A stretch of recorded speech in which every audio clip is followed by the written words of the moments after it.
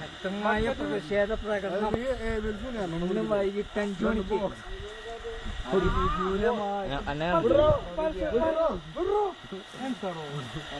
രണ്ട് ബോക്സ് ബക്കറ്റിൽ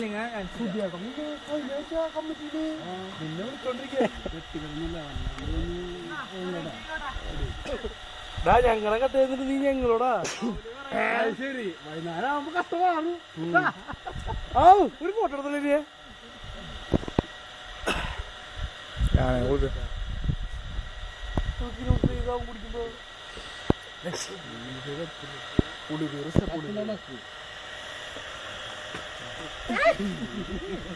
ഞാൻ കുടിക്കാം